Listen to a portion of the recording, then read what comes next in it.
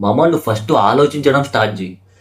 ఎందుకంటే నువ్వు ఆలోచించడం స్టార్ట్ చేస్తేనే నీకు అన్ని విషయాలు తెలుస్తాయి.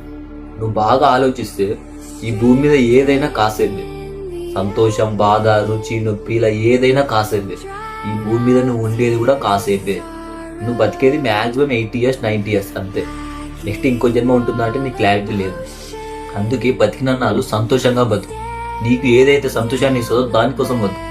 ఫర్ ఎగ్జామ్లో ఫెయిల్ అయ్యావా, ఫెయిల్ అయితే ఫెయిల్ అవ్వని, ఏం చేయి, బాధపడు, గతం అయిపోయింది. నెక్స్ట్ ఏంటి, నెక్స్ట్ ఏం చేయాలి దాని గురించి ఆలోచించు. అంతేగాని ఎగ్జామ్లో ఫెయిల్ అయ్యారని అదే మైకుండా ఉంటే నీకున్న టైం అయిపోతూ ఉంటుంది. మళ్ళీ చెప్తున్నా, భూమి మీద ఏదైనా కాసేపే. సంతోషం, బాధ, రుచి ఇలా ఏదైనా కాసేపే. అందుకే నీకు నచ్చింది చెయ్యి. మీ అమ్మ నాన్నలను బయటికి తీసుకెళ్ళి. మన అమ్మ నాన్నలు చిన్నప్పటి నుంచి విలేజ్లోనే బతికుంటారు. వాళ్ళ వరకు పొలంకి వెళ్ళడం, పని చేసుకోవడం అంతే. బయటి ప్రపంచం తెలియదు. వాళ్ళని ఒక పెద్ద షాపింగ్ మాల్కి తీసుకెళ్ళి వాళ్ళ ఎక్స్పీరియన్స్ చూడు. నేను రీసెంట్గా మా అమ్మను కర్నూలులో ఉన్న ఒక పెద్ద షాపింగ్ మాల్కి తీసుకెళ్ళాను. ఆ రోజు మా అమ్మ కళ్ళలో ఒక కొత్త ఎక్స్పీరియన్స్ చూశాను. ఎందుకంటే వాళ్ళ ప్రపంచం విలేజ్లోనే ఉంటుంది, బయటి ప్రపంచం తెలియదు. మళ్ళీ చెప్తున్నా, ఈ భూమి మీద ఉండేది కాసేపు మాత్రమే. ఏదైతే నీకు సంతోషాన్ని ఇస్తుందో దాని గురించి ఆలోచించు.